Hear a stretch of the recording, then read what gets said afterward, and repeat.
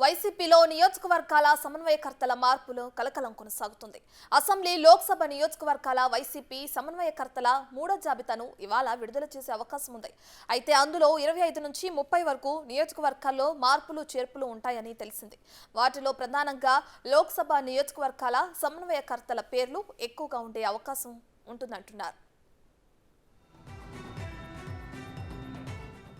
వైసీపీలో అసంతృప్తుల జాబితా రోజురోజుకు పెరుగుతోంది. సోమవారం కూడా సీఎం కార్యాలయానికి 11 మంది ఎమ్మెల్యేలు వెళ్లారు. సీఎంఓ నుంచి కాల్ వెళ్లినా మల్లాది విష్ణు పట్టించుకోలేదు. అటు సీఎం ఆఫీస్కు వెళ్లినప్పటికీ జగన్ కు మాత్రం పార్థసారథి కలవలేదని తెలుస్తోంది.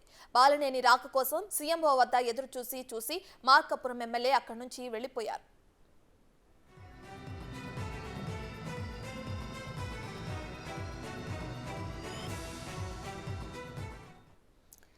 ఇదే అంశానికి సంబంధించి మరింత సమాచారాన్ని మా ప్రతినిధి శివ అందిస్తారు.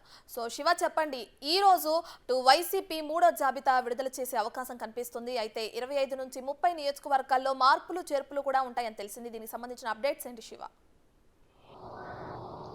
అట్లా మొత్తం మీద చూసుకుంటే వైఎస్ఆర్సీపీలో రోజు రోజుకి అసంతృప్తి, ఆగ్రహాలు రోజు రోజుకి పెళ్లిబిక్కుతున్న పరిస్థితి కనిపిస్తూ ఉంది.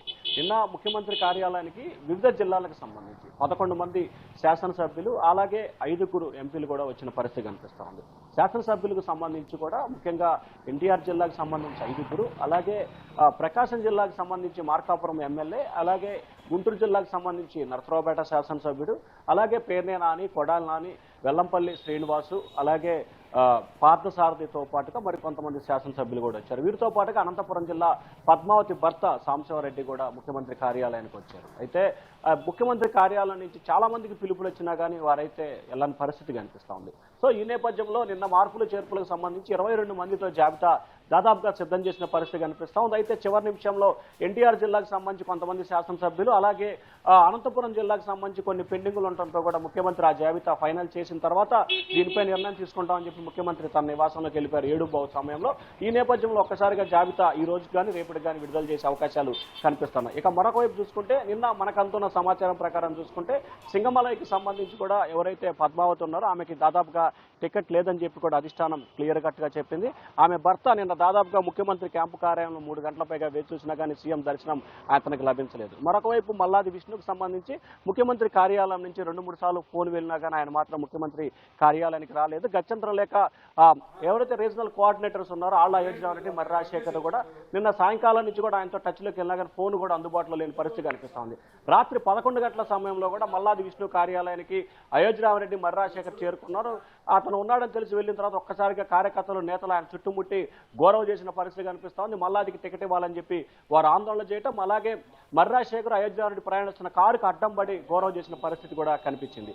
ఇక మరొక వైపు చూసుకుంటే కనమలూరు శాసనసభ్యుడు పార్థసారథికి సంబంధించి కూడా దాదాపుగా టికెట్ లేదని చెప్పి జరుగుతుంది. ఇప్పటికైనా తెలుగుదేశం పార్టీ అధినేత చంద్రబాబుతో కలిచారని చెప్పి కూడా ప్రచారం జరుగుతుంది. సో ఈ నేపథ్యంలో ఆయన్ని ముఖ్యమంత్రి కార్యాలయానికి తీసుకొని రావడం జరిగింది. దాదాపుగా 4 గంటల పాటు మర్రి రాజశేఖర్, అలాగే ఆళ్ళ అయోధ్యరామిరెడ్డి, కృష్ణా జిల్లాకు సంబంధించిన పలువురు శాసనసభ్యులు పార్థసారథిని బతిలాడుకొని ముఖ్యమంత్రి కార్యాలయానికి తీసుకొచ్చారు. కానీ ముఖ్యమంత్రి మాత్రం ఆయన కలవలేదన్నట్లు కూడా తెలుస్తా ఉంది. సో ఈ నేపథ్యంలో ఆయన ముఖ్యమంత్రిని కలవకుండా వెళ్ళిపోయారు. ఆయన ఇవాళ రేపట్లో ఆయన భవిష్యత్ కార్యాచరణకు సంబంధించి స్పష్టమైన ప్రకటన చేసే అవకాశాలు కనిపిస్తున్నాయి. ఇక ప్రకాశం జిల్లాకు సంబంధించి కూడా నిన్న ఒంగోలు, దర్శి, గిద్దలూరు, మార్కాపురానికి సంబంధించి అభ్యర్థుల జాబితా నిన్న ఖరారు చేయాల్సిన పరిస్థితి ఏర్పడింది. నిన్న ప్రకాశం జిల్లా అధ్యక్షుడు జింకే వెంకటరెడ్డి, అలాగే మార్కాపురం శాసనసభ్యుడు నాగార్జున రెడ్డి కూడా అక్కడ చేరుకున్నారు. కానీ బాలినేని శ్రీనివాస్ రాకపోవడంతో పూర్తి స్థాయిలో వారి చర్చలు కూడా జరగలేదు. విజయసాయిరెడ్డితో భేటీ అయ్యి వారు అక్కడి నుంచి వెళ్లిపోయిన పరిస్థితి కనిపిస్తాం. దాదాపుగా రాత్రి 9 గంటల వరకు కూడా బాలినేని శ్రీనివాస్ కోసం ఎదురు చూశారు. కానీ బాలినేని వేరే చోట ఉండటంతో ఆయన అక్కడికి రాలేకపోయిన పరిస్థితి కనిపించింది. ఈ నేపథ్యంలో మార్కాపురం, గిద్దలూరు, దర్శి, ఒంగోలుకు సంబంధించిన అభ్యర్థుల జాబితా ప్రకటన కూడా వాయిదా పడిన పరిస్థితి కనిపించింది. ఇక నరసరావుపేటకు సంబంధించి కూడా గోపిరెడ్డి, అలాగే అక్కడ ఉన్న బ్రహ్మారెడ్డి ఇద్దరు వర్గాల గొడవకు సంబంధించి కూడా విజయసాయిరెడ్డి దగ్గర కూర్చొని వారిని రాజీ చేసే ప్రయత్నం చేశారు. 2-3 రోజుల్లోనే మీ సమస్యకి పరిష్కారం వస్తుందని చెప్పి కూడా వారికి హామీ ఇచ్చారు. మరొక వైపు దాదాపుగా స్థానికంగా ఉన్న ప్రస్తుతం ఎమ్మెల్యే గోపిరెడ్డి శ్రీనివాసరెడ్డిని ఖరారు చేసినట్లు కూడా తెలుస్తా ఉంది. ఇక 22 మంది జాబితాకు సంబంధించి కూడా దీంట్లో 5 నుంచి 6 ఎంపీలు కూడా ఉండే అవకాశం కనిపిస్తా ఉంది. నిన్న ముఖ్యమంత్రి కార్యాలయానికి నెల్లూరు ఎంపీ ప్రభాకర్ రెడ్డి, అలాగే విజయనగరం ఎంపీ చంద్రశేఖర్, అలాగే రాజ్యసభ సభ్యులు కూడా పలువురు ముఖ్యమంత్రి కార్యాలయానికి చేరుకున్నారు. ఈ కసరత్తుకు సంబంధించి ముమ్మరం చేసే ప్రయత్నం అయితే చేశారు. అయితే ఈ జాబితాకి సంబంధించి కూడా కొంత అసంతృప్తి, కొంత ఆగ్రహాలు పెళ్లిబుకుతున్న నేపథ్యంలో కూడా వైఎస్ఆర్సీపీ ఏ విధంగా ఉంటుంది ఏంటి అనే దానికి సంబంధించి ఒక రకమైన మైండ్ గేమ్ని ఆడుతున్న పరిస్థితి కనిపిస్తోంది. జాబితా విడుదల చేస్తున్నామని చెప్పి మీడియాకి లీకులు ఇవ్వటం, ఆ తర్వాత మళ్ళీ వాయిదా వేయటం, ఆ తర్వాత 2-3 రోజులు వాయిదా వేయటం జరుగుతూ ఉంది.